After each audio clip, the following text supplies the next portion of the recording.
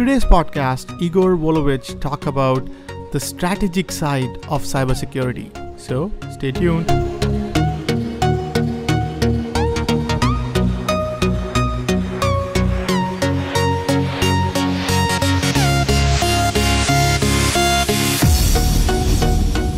Welcome everyone to another episode of Future of Data podcast. Today we have with us an amazing cybersecurity guest, Igor Volovich. A quick bio on Igor: strategist, advisor, advocate, mentor, author, speaker, and cyber leader. Passionate about the craft of cybersecurity and its role in protecting the computing public, the integrity of global commerce and international trade, and defense of critical national infrastructure.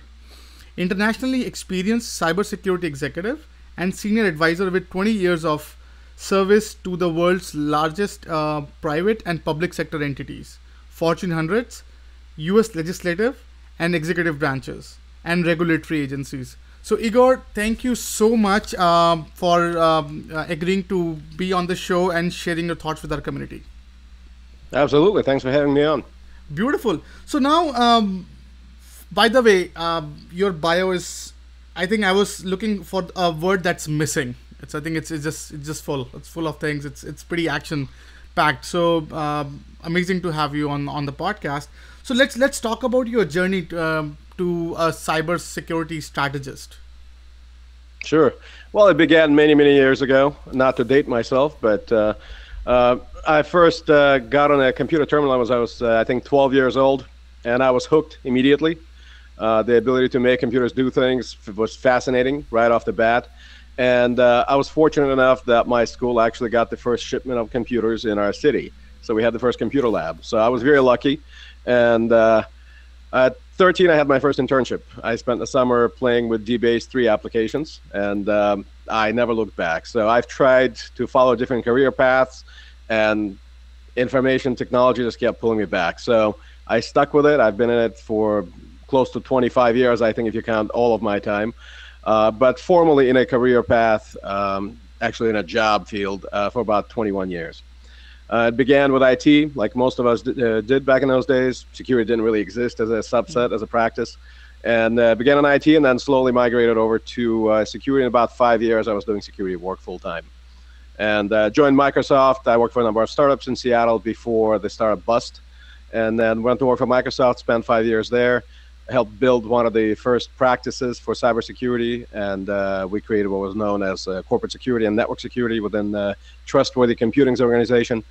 And then went on from there, hung out my own shingle about 2006, and operated my own consulting firm for about 7 years, served many clients, Fortune 100s, worked with large enterprises primarily, and then became a CISO of a company called Invensys, which was a British leader in industrial automation and process control. And then we were acquired by Schneider Electric, a French firm, at the time a $25 billion enterprise with about 160,000 personnel.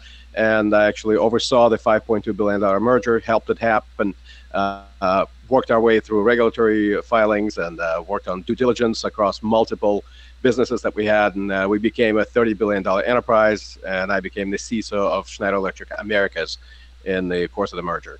So 2 years later, I took my show on the road again once the merger was complete, and hung out my own shingle. Went back to private practice, focusing again on startups and bringing innovation into the marketplace. A lot of the companies that we identified, even when I was at Schneider and Invensys, very promising technology, a lot of great innovation happening in smaller places, you know, all the garages and basements that we typically look at for the new ideas to emerge from.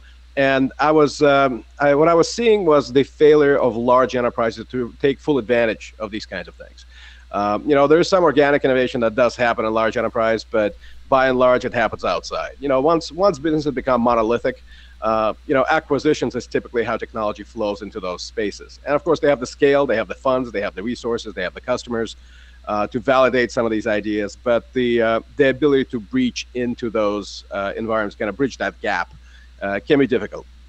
So I decided to focus on the innovation space exclusively, and have spent the last 2 years working here in DC. We have a very healthy startup ecosystem. A lot of people don't know that. We're definitely not a Silicon Valley, but we are kind of a mini Silicon Valley. So we do have a lot of companies that come from Europe and other places in the world that like to bring their solutions here to the US.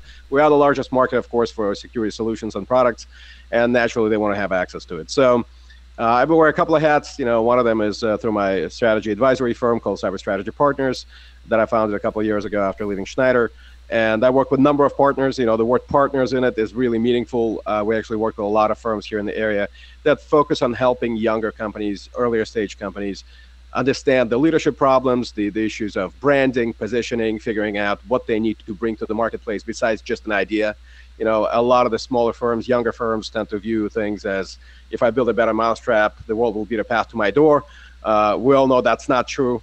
And they also have a natural fear of accessing large enterprise environments as customers. So we try to assist across the entire spectrum of issues and help innovations reach market. Interesting. So that's one of the hats that we wear. And of course, we work with large enterprises to help them understand how to take advantage of these innovations and how to understand risk within their environment. And there we focus largely on the business. We take a very top-down view of the environment. We don't focus on technology as much. It's more about strategies and creating good outcomes for the business. And really, it's about not so much playing with the toys and making the bits flow faster, which is absolutely important. IT is definitely can be a strategic advantage for the business, and those who do better at IT can do better in the business. But what we're trying to do is enable more of a holistic risk understanding, risk visibility, and risk mitigation. So it's not necessarily about controls; it's about the entire picture, and that's what we try to achieve with our clients and help them also understand the critical role that innovation can play in that space. There's no shortage of solutions, quote unquote, and I put big air quotes around solutions because a lot of them, just solutions in name only. They don't necessarily solve anything. So our job at Cybersecurity Partners is to create the connections, connect the dots between large enterprises, the problems that they have, the lack of innovation coming from the largest security vendors, the difficulty in picking good products out there because the market is oversaturated. We have 1,600 cybersecurity companies right now on the market actively pursuing clients and delivering solutions. So interesting. Finding the good ones, figuring out even what the requirements should be. That's a huge challenge the enterprise faces today. So that's exactly where Cybersecurity Partners comes in. We'll resume after a short break. This part of the podcast is brought to you by First Friday Fair, fastest AI-powered way to find your next opportunity. Check out the website firstfridayfair.tao.ai and find your next dream job. Let's get back to the podcast. Interesting. So, by the way, I do appreciate your focus on startups. I think I was talking to one of the CISO a couple of months back, and he actually raised a very interesting point. So he said, Vishal, if the threats come from the hidden corners of the world, probably the solution would come from there too, right? So their perspective was, hey, we as a larger company should have a good vantage point towards the startups that are emerging in the cybersecurity space, because some of them are very clean and clever and sort of they have no respect for the current status quo, so that would help sort of fix tomorrow's need maybe today. So I do appreciate you there.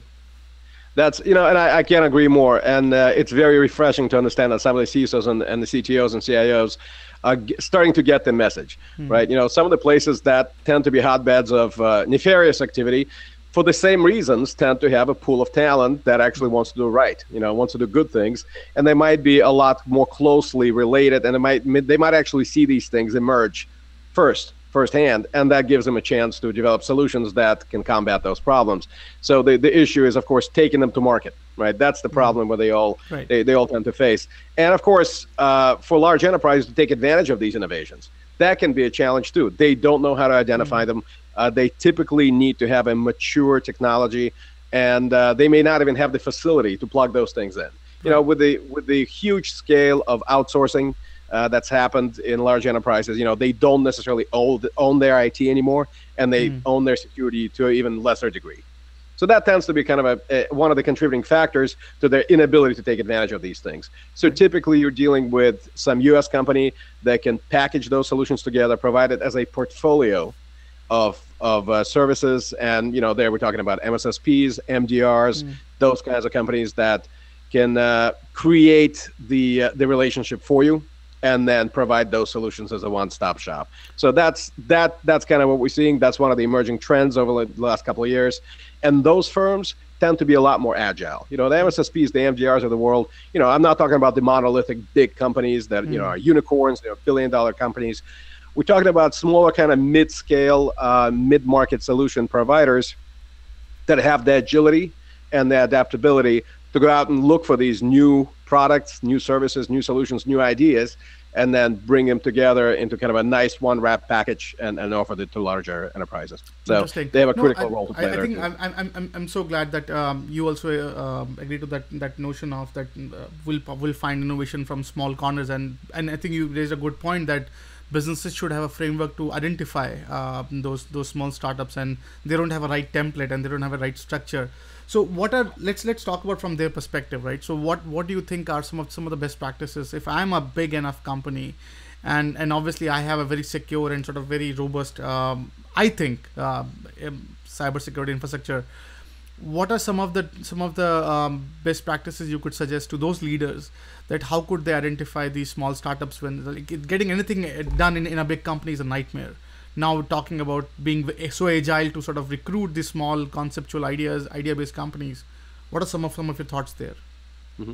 So the traditional way that's happened in larger companies is having a small venture arm that actually puts out some cash in the marketplace to help gather these companies and bring them in through acquisitions at an earlier stage. And so we've seen that be moderately successful.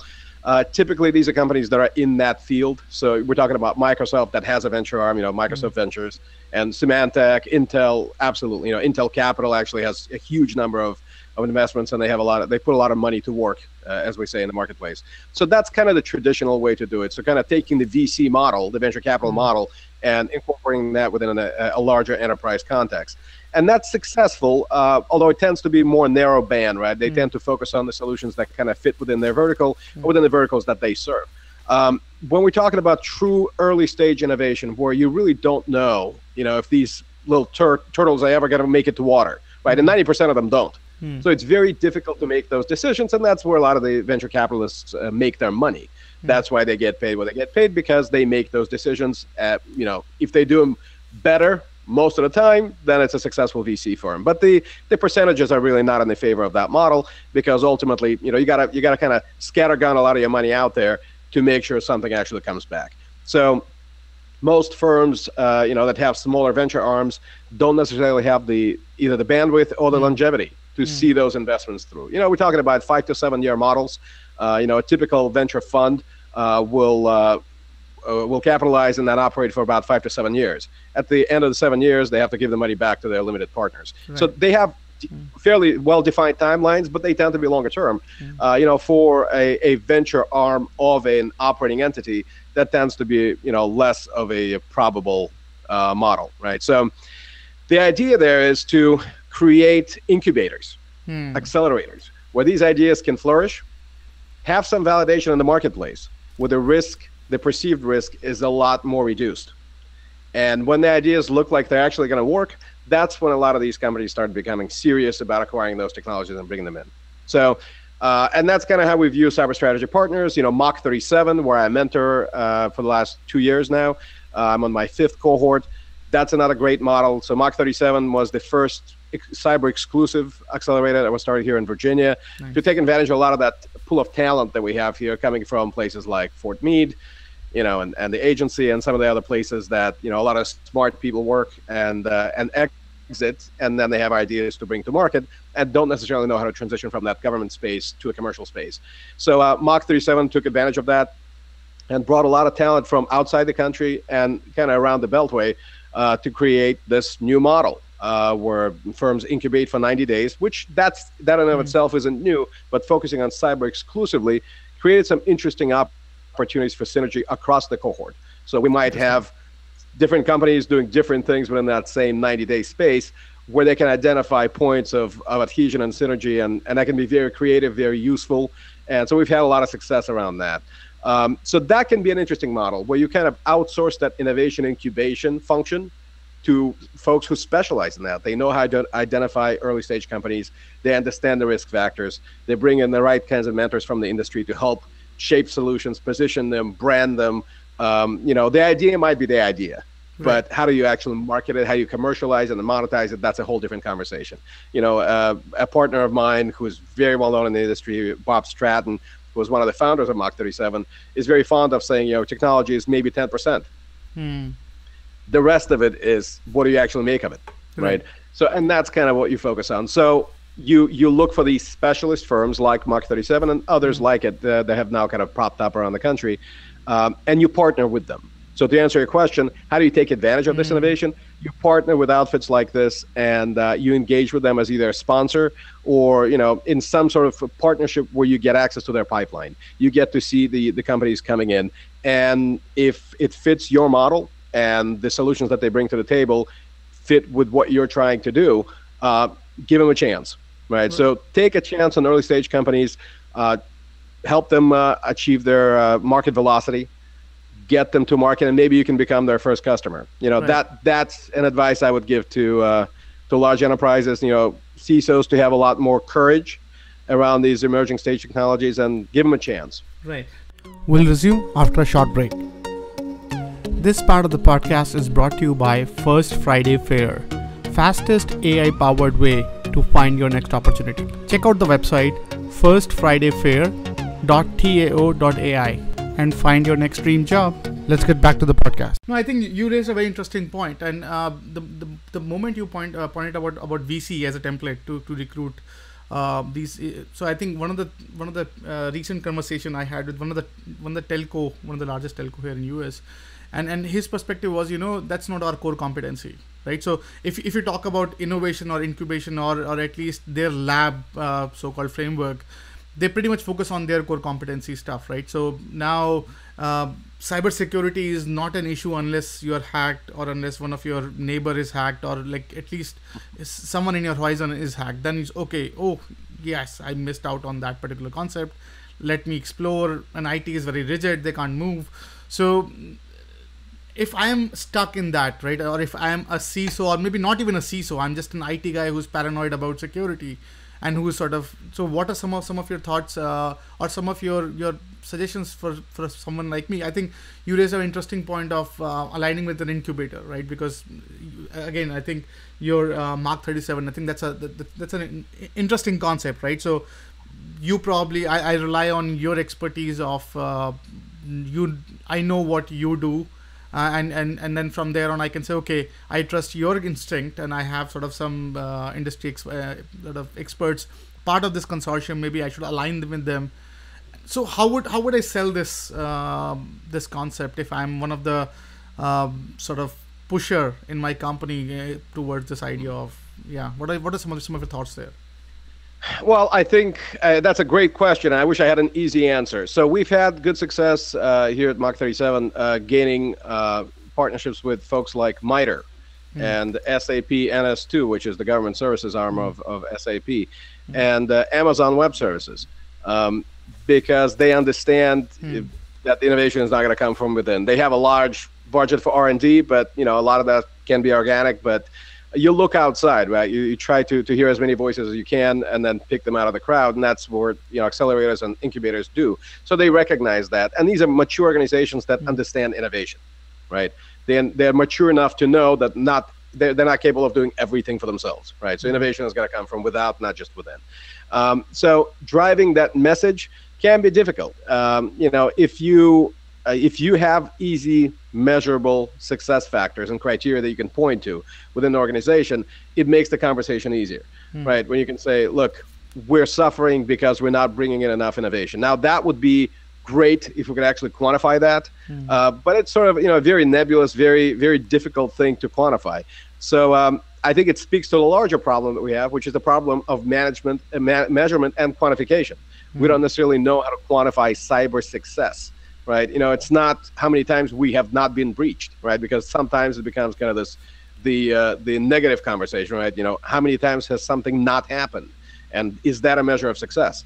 And there, of course, we start having the conversation about whose fault it is that something did happen, right? Is it our fault that we didn't defend ourselves enough, or is it the bad guy's fault that they attacked us too much?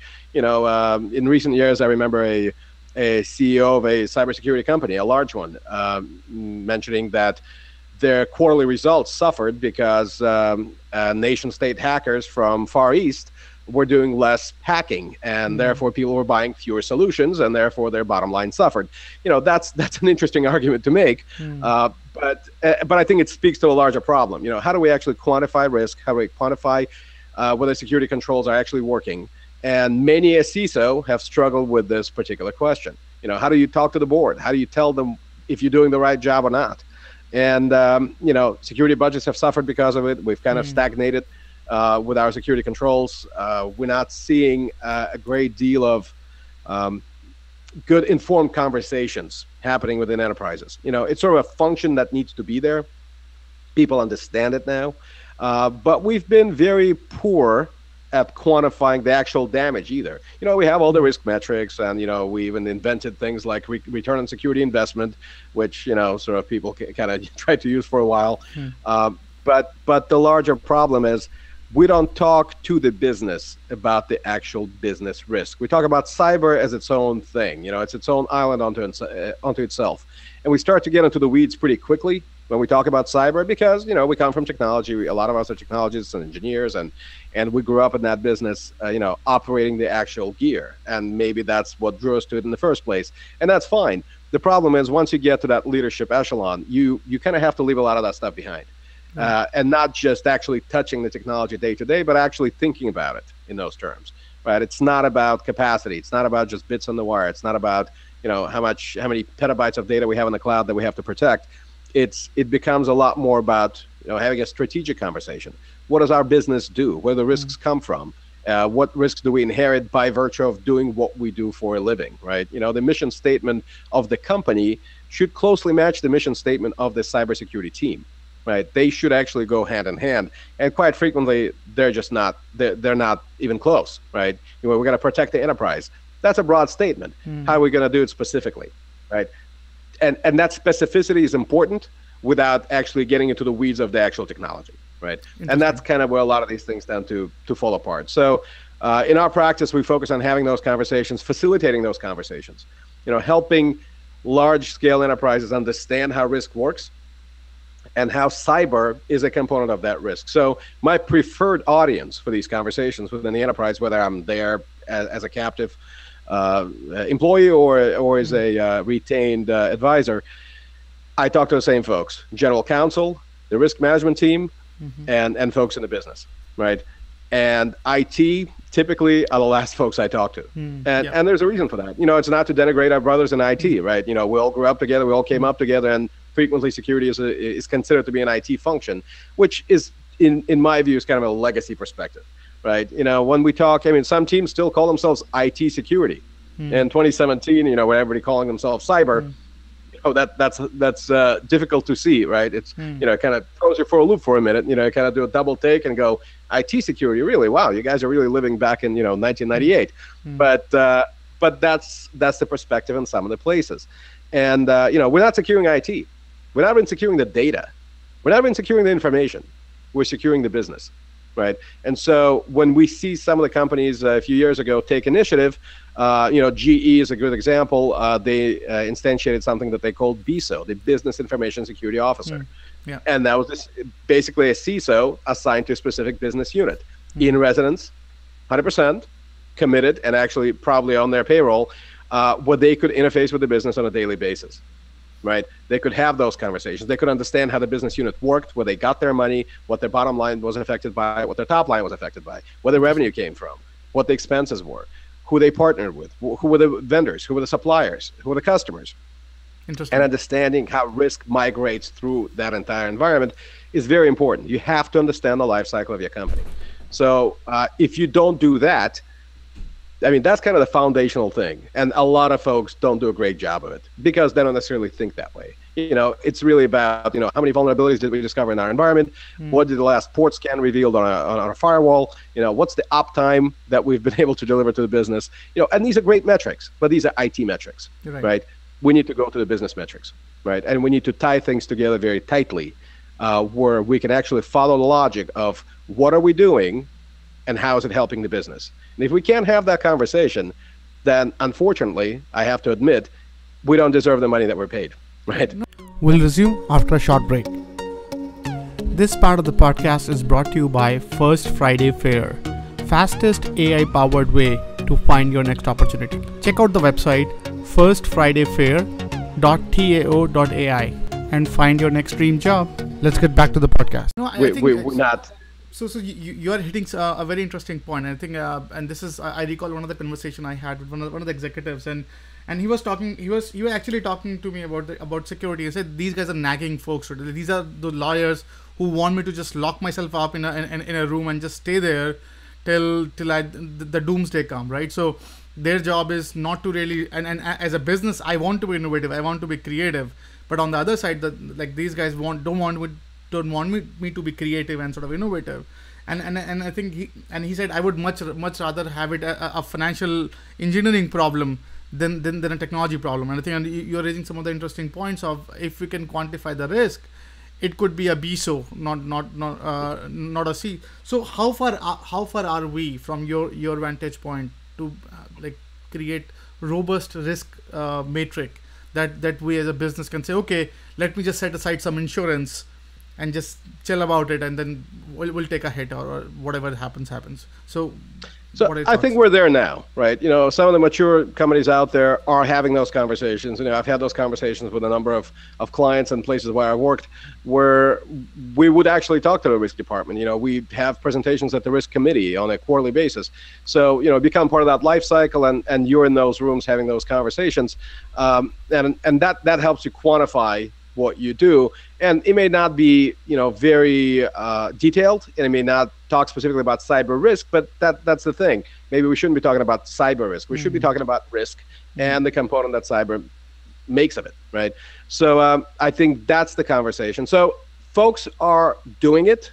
It's just not widespread. It's not a widespread practice. Most people in security are relegated to the IT function even today, and that's unfortunate because it's not very strategic. Right. It doesn't allow us, like you said, it keeps us in those rooms locked away. You can't innovate. And then, to go back to your original question, how do we get that innovation to happen? How do you get people to take advantage of all that innovation?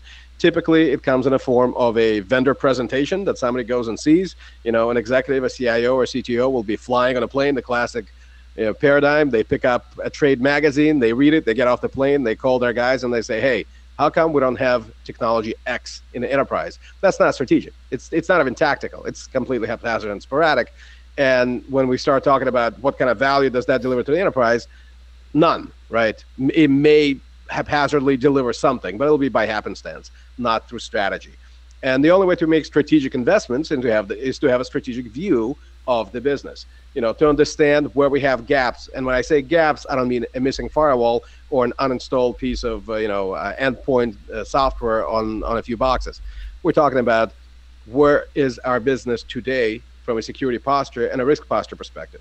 And those two should kind of be one and the same. We have our own set of metrics that we live by and how we figure out if we're doing a good job or not. These are the things that we put on our employees' reviews at the end of the year. And unfortunately, they have very little to do with the business. We have our top-down metrics and then we have our bottom-up metrics. And frequently they don't meet in the middle. So we need to fix that. And that's kind of more of a cultural problem, more of an organizational problem.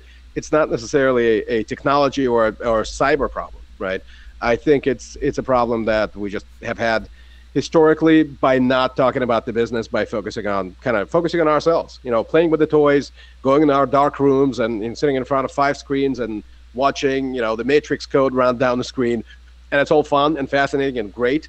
But we kind of need to graduate beyond that. And a lot of folks are talking about it. A lot of folks in the CISO suites are saying, yes, that's what we need to move to. They understand the problem. The enterprise is not as receptive of the idea. They sort of think of cyber guys as just another kind of technology guy. And, we need to go beyond that. We need to be business people first. Right. And, I was asked this question, I think 4 years ago at a conference. Do you think every CISO needs to go out and get their MBA? And I said, well, it's not a bad idea. If that's a proxy, right, for we becoming business people and we're putting business first, if having an MBA gets us in that conversation, great, let's go out and all get them, right?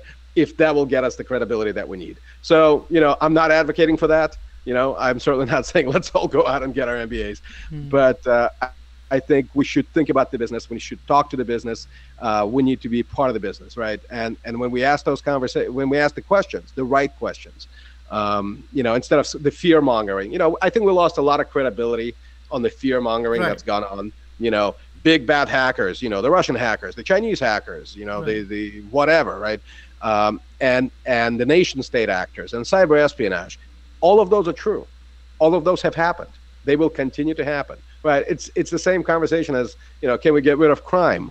I mean, cybercrime, all crime, right? No, we have law enforcement because this is a cyclical problem that exists and will continue to exist. It's about human behavior, not technology. Right. So no, I think so. I think so. Sorry to interrupt. I think, but you're making a very interesting point. So it reminds me of a conversation I had a couple of months back, and I think this is the best way to summarize what you're saying currently. So he said that, Vishal, currently the security setup is like that. If I go to pick a security vendor, think of me in a toy shop where every toy is like scary. It's like it's a Halloween scare, and these are security infrastructure. I would rather I would be much happier in a Disney sort of aisle where they're plushable, huggable security that I can relate with. I can say, okay, I can see this in my room, whatever, and not those creepy things. So, and I think you are creating an interesting point here that those scary sort of metric would do actually they're counterproductive. They're saying, okay, if not me, how would you scare everyone coming to your place? Instead of, hey, I want to create a very inclusive and sort of very secure environment for all of us.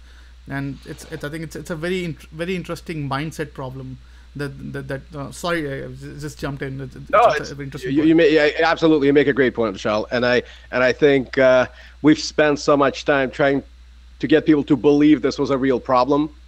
I think now everybody gets it. I mean, from the White House on down, right? We've had presidential directives. We've had legislation passed. We even have a piece of legislation in front of the House of Representatives right now, the ACDC Act, the Hackback Act, as it's known colloquially, basically allowing private entities to take action against perceived attackers in cyberspace, which I have a whole article coming out on that very soon that I'd love to share with you and the audience down the line. But the idea being that, this is kind of a terrible idea because, to create exceptions under the Computer Trespass Act for this activity premises on this idea that we can have actual attribution. And cyberspace is all about non-attributive action.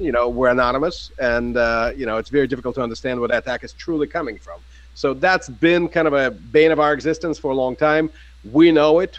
The folks have operated, forensic environments and have done investigations. They have spent years sometimes. We get it, So letting every private entity take action under even a narrow exception, I think it's a bad idea. But, but the awareness is there, right? Even the fact that we're having this conversation in Congress, right? And I've been on the Hill many times, and we've briefed a lot of staffs around around Congress and Senate about things like the OPM breach and the Equifax breach and many of the nation state threats and the corporate espionage and the threat to our intellectual IP, intellectual property assets here in the U.S. and U.S. companies and global companies that operate in the U.S. but are based elsewhere, and some of the interesting cross-border legal and jurisdictional problems that creates for us as private industry entities protecting that IP, right? So there's a lot of that conversation happening, and that's great.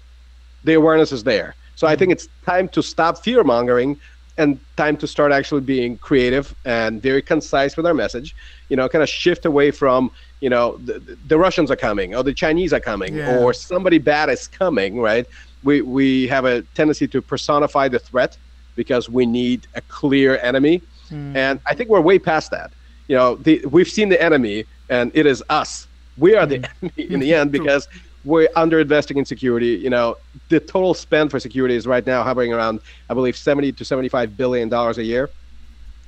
That's compared to the threat and the loss that we faced. I mean, just the quantified loss exceeds this by an order of magnitude at a minimum, right? We're talking about somewhere near $1 trillion right now, they're saying, being lost in every year due to cybersecurity threats actually materializing. And how many of these do we not know about, right? So we kind of have to extrapolate all this stuff, but the investment continues to be very minor.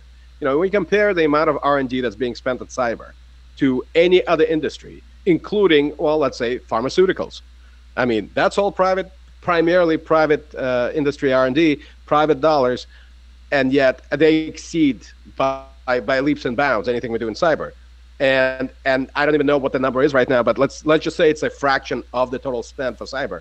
And there's another factor here, venture capital. That's added an interesting wrinkle where of course it's an attractant for innovation. There is a reason folks innovate and they want to monetize their innovation. That's great. But there's an interesting factor here. There's a recent paper that was published by a Stanford researcher, actually an economics professor, who looked at venture capital as a factor in innovation and where companies position their R&D dollars and how that affects the ability to bring these solutions to market. My personal view on this is that we have sort of there's a crossover rate that kind of happens. You get to a certain tipping point where innovation happens and then it stops, it kind of plateaus out. And basically, when we take it down to a level of a single company, as soon as they start receiving some venture dollars, it sort of validates the model that they're in. And in my view, after a certain period of time, it actually discourages innovation because then it's all about monetizing what they have. It's bringing that idea to market. And as soon as that revenue starts flowing, the conversation becomes about growth. So at that point, innovation kind of begins to taper off and they begin to capitalize a lot more on what they've already created.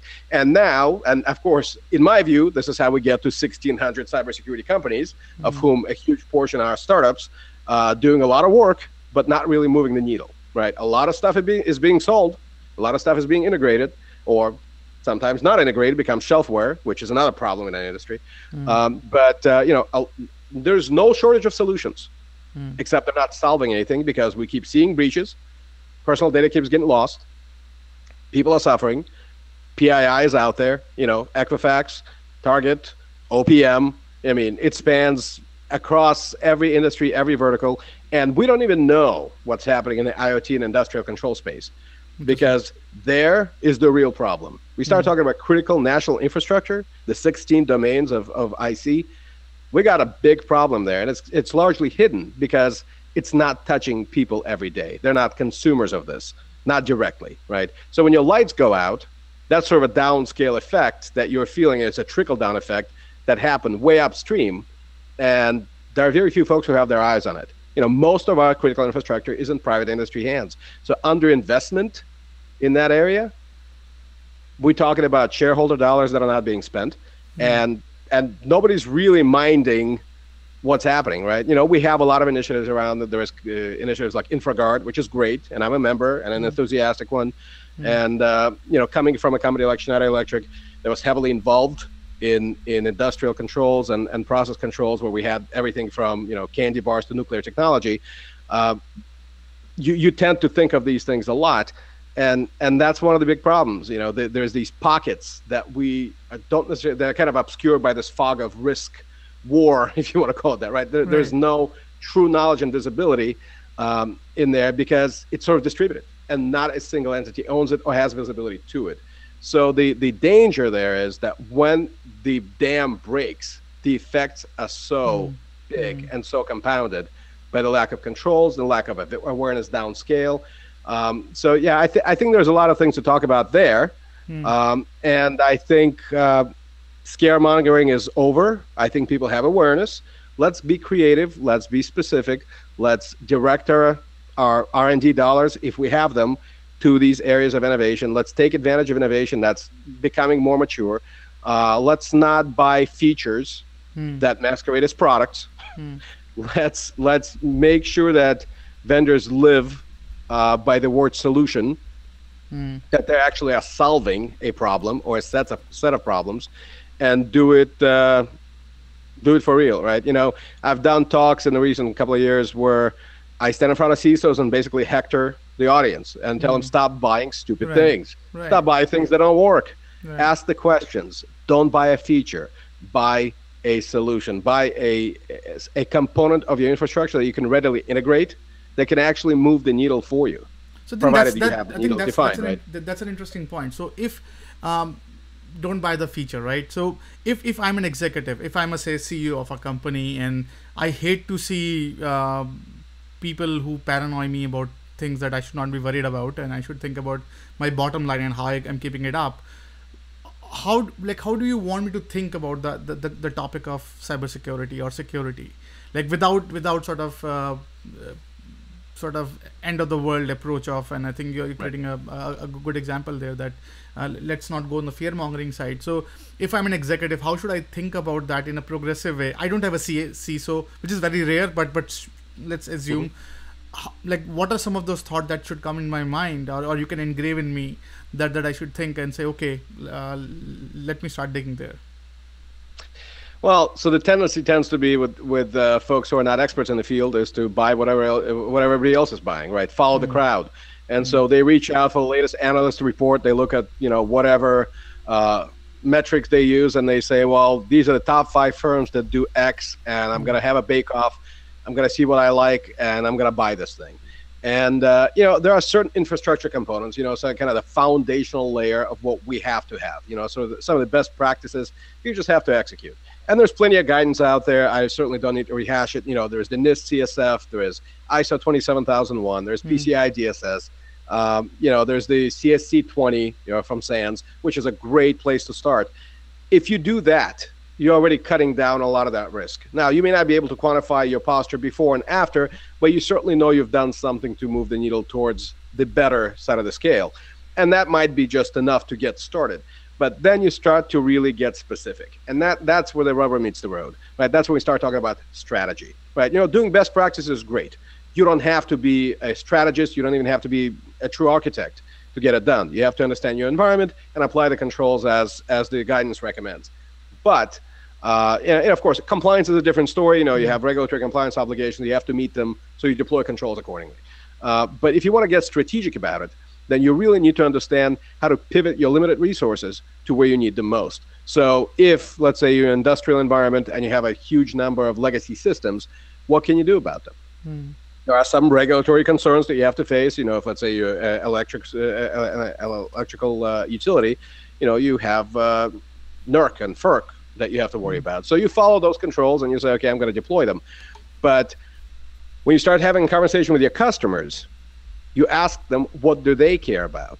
And they might say, look, I'm doing business with 3 different companies. You're one of them. If you can tell me that you do what you do more securely, that might be a factor in my choice of supplier.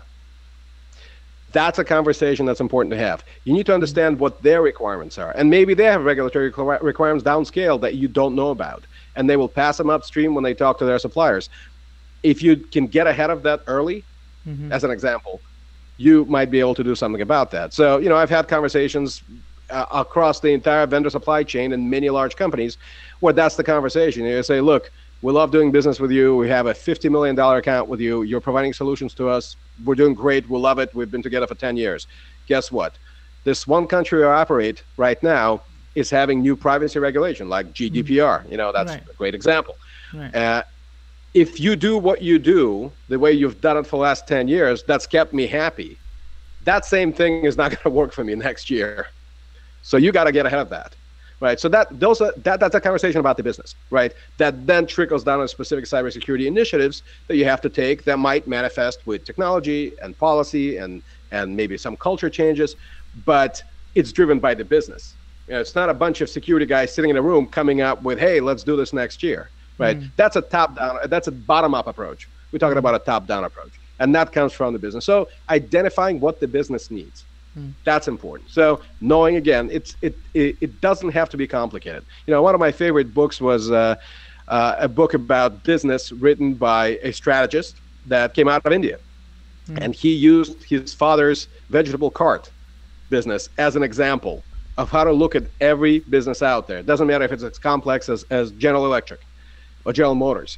Money comes from somewhere, money goes somewhere, right? You make money, you sell product, you have to buy product to sell product tomorrow. How much product do you buy? How do you manage your supply chain?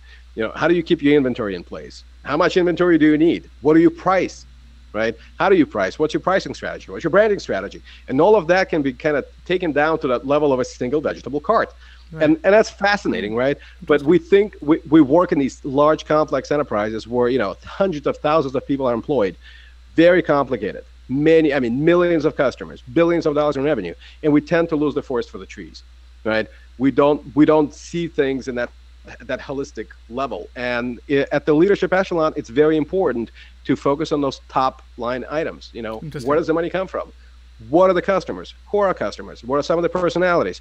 When we think about how we sell solutions into the marketplace, and I work a lot in branding and positioning, and I work with companies trying to figure it out, and we help them with that. So we need to think about security as a product, as a service within the enterprise. We need to kind of put on sort of a consultative hat and think about how do we position security as a component of the business, as providing value to the business. What is our unique selling proposition as security? What can we deliver that only security can deliver to the business? And typically that's going to be a conversation about risk, but maybe it's a conversation about branding the actual business. For a bank, or a credit card company, that's important. Privacy is important.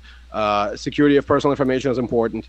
Making sure the financial data is protected, that's important. So having that security dimension to the business, right? Whatever we do securely. That's a message. And that message can only come from the truth if the company is actually investing into cybersecurity and they can justifiably quantify that they are more secure than the rest, right? And that's a tough conversation to have, because the lawyers have a field day when you claim that, we're better than, and that's fine. Maybe you don't have to make a comparison. But when you make significant investments into cybersecurity that enable you to say clearly and honestly, we are investing in security. Right. That doesn't, to me, a lot of people tend to view that as painting a target on your back that invites more attacks. Guess what? We're getting attacked every day, 1,000 times a day, right? Or millions of times a day for larger environments. The target on the back is not getting any bigger because you go and say, I'm going to invest in cybersecurity. To me, that I think that's a falsehood. That's a false premise. So if you make investments, talk about them. Make that a part of your message, right? Interesting. We've had companies in the last few years talk about where their customer support sits, right? Discover card, for instance. They say, when you call us, you talk to somebody in the United States. They understood that their customers wanted that. That's a good positioning. So I think you're again raising a very interesting point. So, if I'm a business, how much investment is optimal investment when it comes to investing in security? So, are there any benchmarks out there that I can follow? Yeah, there are a few. So, larger companies, especially folks in the manufacturing segment, industrial segment, they have some pretty good metrics of how much they spend on R&D, how much they should spend on IT. Right. And typically it's the component of their overall spend or overall revenues. I've seen metrics as small as 3% of IT spent on security. That's tough. That's not a lot, right? Yeah. 3% is not a lot. I've seen as high as 10%. Right. So it tends to vary by industry, tends to vary by a specific company. A good example is a large, well-known medical brand, a huge clinic that actually invested, I believe, over $100 million into their cybersecurity program because the deal there was to create a strategic exchange forum for health security data. Basically, almost like an HS, like health security ISAC, but private industry. Create the concept and then push it out to all the other clinics and health providers. So when folks invest that way, that's huge, right? But that's unlikely. Most companies play a defensive game with cybersecurity. Right. They sit back, they wait for things to come to them, and they bat against whatever's coming. That's a tough way to work, and we're seeing a lot of churn in the industry for that very reason. One of the big claims that we have out there is we have 300,000 jobs that are unfilled, and that number keeps going up. And they say by 2020 we're going to have 1 million jobs that are unfilled in cybersecurity in the United States, and maybe that's true. The problem is the reason people keep leaving is an average CISO tenure right now is 18 months, 18 to 24 months. There is a reason they don't stay, because they're not delivering value to the enterprise, or it's not perceived that they are. So they keep kind of shifting and changing. It's the same story we went through 10 years ago with the outsourcing boom. People were outsourcing every couple of years, 3 years. They would try it and they would insource back in for their IT, and then they would try it again, and back and forth they went. And that cycle just continued on. A lot of money was lost. Not a lot of strategic value was generated. But a lot of outsourcers made a lot of money. So there's that component. for security, it's a similar thing. We keep trying things, but it's very infrequently strategic. And I think that's the point. We need to get a lot more strategic about it, business driven, and I think the onus is on us as the security practitioners to become more business savvy, business aware, business aligned, and not just on paper. The favorite term in IT is business aligned. We're business aligned. Right. But we need to take a few lessons there because IT went through a similar period of illegitimacy. And I think we need to kind of learn those lessons, and we don't need to reinvent the wheel. It's been done before, right? So take some lessons there, apply them to ourselves, take the initiative to be business-minded, business-oriented, gain that business savvy anywhere you can. Get in those rooms, have those conversations, and I mean that for everybody. I mean, starting with analysts in the SOC to understand their business, take that initiative, and then that's a way to kind of grow up the ladder. I think you raised a very, very interesting point about being offensive or defensive about security. I think so. One interesting, actually, it was a joke, but now it looks like it's true. Was that the head of security is the most insecure guy in this company, right? So his job is to take the hit, right? So and that's a very, very defensive strategy, right? So if my company shows up in public domain as being hacked, he is the first guy that probably will go. So he just have to sit there till that time and just take the hit and just go and then wash out. So now, can a company be offensive really? When it comes to cybersecurity, or just defensive is more? It's good. It looks healthy on your bottom line. Like, so you'll react. You'll always react because you don't know where to act, right? So does the offensive approach, have you seen any company who is actually being offensive about their security? Well, besides security companies, I think terminology matters, right? Yeah. So I think within the taxonomy of cyberspace, when we say offensive, we actually mean going out there and attacking somebody else, right? That's offensive cyber. So for me, the proper terminology would be defensive, where you're just passive, and then proactive. Right, so proactive does not necessarily mean going out beyond the confines of your enterprise perimeter and actually attacking somebody else who's attacking you, because that opens up a whole can of worms, and that's kind of what we're talking about right now in Congress with the ACDC proposed legislation, the Hack Back Act, if you want to call it that. So offensive cyber is not necessarily what I advocate for. In fact, I don't advocate for that at all. But proactive, absolutely. And so to me, strategic and proactive is almost synonyms. I think being proactive about security is, again, we talk about the business, right? Talk to your customers, talk to your business leaders, talk to the people on the ground. What are they worried about? What are their customers telling them about, right? What are their regulators telling them about? Talk to the lawyers, figure out what they're dealing with. What kind of risk does the company deal with from the risk management team, right? The compliance team. There are so many different things where cyber plugs in. I tend to view cyber I tend to view the legal function. We tend to sit at the head of all tables, right? We get involved in every facet of our operations, and we have sort of an ultimate backstage pass to the business. So we get to know a lot of things. One of a great success stories that I can share is one of the clients that I had early on in my practice after I left Microsoft was a large financial industry company, and they had this huge compliance obligations that they were trying to meet. And the challenge for them was they had a lot of legacy technology and not a lot of centralization. And one of the technologies that we were actually bringing in from the security team had this huge log management capability just inherent in it, right? There was a lot of analytics and reporting and intelligence gathering that allowed us, that platform allowed us to do. But at its very basic level, it collected and normalized a large set of data and made it easily referenceable. So that, when we look at it from a capability perspective, and we understood that this huge compliance obligation that took 10 heads of full-time employees sitting and running manual analysis and manual reports could be completely automated and run through this process without having a single dollar of extra spend. And in fact, having huge savings, allowing those folks to be repositioned as engineers actually working on the platform that this company was selling. That was a huge win, right? So understanding the value that you can bring, it's not just necessarily bits and bytes and protecting the firewalls and looking at the events and watching the packets fly on the wire, keeping the hackers out.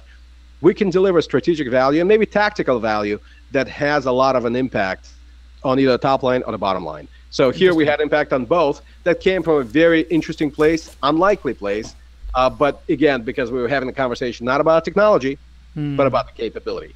So understand that we have a lot to offer to the enterprise from a sensory perspective because we're plugged in so many different ways, right? We have a response capability that allows us to respond very quickly to changing things. As we see shifts in the enterprise, in the environment, we can detect them sooner than others because we have very smart, intelligent technology deployed out there, both outside and inside the perimeter. And if you start talking about things like threat intel, we have a lot of feeds. There's 25 feeds you can enable at the click of a button right now.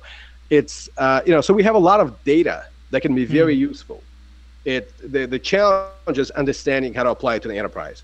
And again, you've got to talk to the business. We cannot sit in our dark rooms and stare at screens. We have to be engaged. We have to be interactive. I'm a very big believer in things like advocacy and evangelism. You have to be an evangelist for your function. And I think that is the primary function of a CISO, is to talk about what it is they do. Talk to the business about what they could do. And again, display the capabilities. Focus on the capabilities. Focus on the business functions that you could deliver. Maybe you're not delivering them today, but look at what you've got in your hands, all the investments you already have in place, and figure out maybe there's a creative way of using them. Leveraging them for another purpose. In the end, we look at a lot of data. We have very smart tools and technology. We have a lot of very smart people. And maybe if they spend an hour a day doing something other than security, just hard security stuff, right? Looking at analysis or, doing forensics or running investigations, maybe they see something and that data goes to the risk team, and maybe it goes to a legal team. And, having those lines of communication open is very important. So I'm a big believer in advocacy, evangelism, and also cross-functional partnership. You have to create sort of these dotted line structures within the enterprise where you can have that sort of bidirectional data flow, and you can talk about things that you may never be privy to otherwise. Get into different rooms, get into different conversations, go to leadership forums that you ordinarily wouldn't even be invited to, right? And that, being active and proactive, I think that's where it starts, right? So I think you're raising a very interesting point. So I spoke with this CISO guy a couple of months back, and he was showing me his cubicle. So he has no chair, and he said that's for a reason. Like, I don't want to sit. Like, my job is not to sit, but just. And I think you are actually hitting right on the nail that having those daughter relationship with departments and everything, that's super critical for CISO to exist, right? To actually create this inclusive culture of if something shows up and how fast you can track and act and react on that. And I think that's I think I couldn't have been fascinated about. I think that's a beautiful closing remark. So now let's talk about your favorite read. I'm curious, like what are you currently reading? So I'm currently reading a book, and I'm happy to share it with your audience. It's called How to Measure Anything in Cybersecurity Risk. Nice. And the book is by Douglas Hubbard and Richard Searson. Very curious about the book. I just started reading it. I'm on my first chapter. Just came from Amazon 2 days ago, I think, and can't wait to dig into it. I flipped through it so far. Really interesting. It really talks about measurement and quantification. I think we do a very poor job in cybersecurity of quantifying what it is exactly that we do. We're great at knowing our tools and our technologies and talking about things like vulnerabilities and how many attacks we saw and how many packets hit our firewall. And, that's great. But quantifying things at a higher level, I think we're still struggling with that. So there's definitely not a shortage of frameworks out there, but there isn't necessarily a unified way of doing it. And maybe there shouldn't be, right? Every environment is different. Every business is different. The way every business is measuring their own success can be very different, even within the same industry. They have different metrics. They have different ways they organize their operations. And I've been in environments where they might have 5 different SAP instances for the single country. That happens. Sometimes they track it by vertical that they serve versus the geography. And security is the same way. We need to mirror what they do. So I'm fascinated to dig into the book. I recommend it highly, and I think they'll make anybody reading it a much better practitioner. So I think, Igor, with that, by the way, fascinating session with you. I think I have barely touched half of my question that I wanted to cover in this. I'm happy to come back again. I'd love to have you back again. And I think, and you're always back on our show to discuss any of your future products and services, and hopefully so are you planning to write a book? Yes, actually, yeah. So I've been engaged by a publisher to write a book, and I'm bringing a couple of my colleagues into it. So the conversation began about more of a tactical book about cybersecurity recipes, if you want to call it that, more of a cookbook of ideas to kind of make it actionable and very employable by anybody who's reading it. But it was kind of aimed at more of a mid-market, mid-level manager, not necessarily an executive or a strategist. And the book very quickly morphed into this strategy book. And, now we're up to 85 topics, and not a single one of them is about technology, it turns out. We're really talking about strategy. So, I think what I loved about this session, and what about your perspective, right? So I've been talking to a lot of CISOs, and there's very few actually who are actually on the business side, right? Who understand the problem on the business side, and I think that's why there's a clear need of that thinking or that thought leadership on the business front, right? Okay, and I think you're one of the guys who talked about BISO, right? And talked about that fear mongering is not the way to go, and I think those are very sort of from the executive point of view, fascinating. I think fascinating to hopefully have your work and do let us know whenever it's out or whenever. Love to share. And as I said, it was an honor and privilege to have you on our show. Likewise, thank you for inviting me on. It was a pleasure to share my views with the audience. Look forward to continuing the conversation soon. Awesome. Thank you. Thanks. Take care of yourself. I thought I was sick of home, but actually I was homesick. Never really knew that I would have to grow up so quick. I'm so uncomfortable, don't know anybody here. Just a couple dudes that I met once, that's it. And I go into the booth feeling nervous. Got butterflies in my stomach like I'm so worthless. Is the mic on? I don't know how to work this. Inside I'm breaking down, I hope I'm not up on a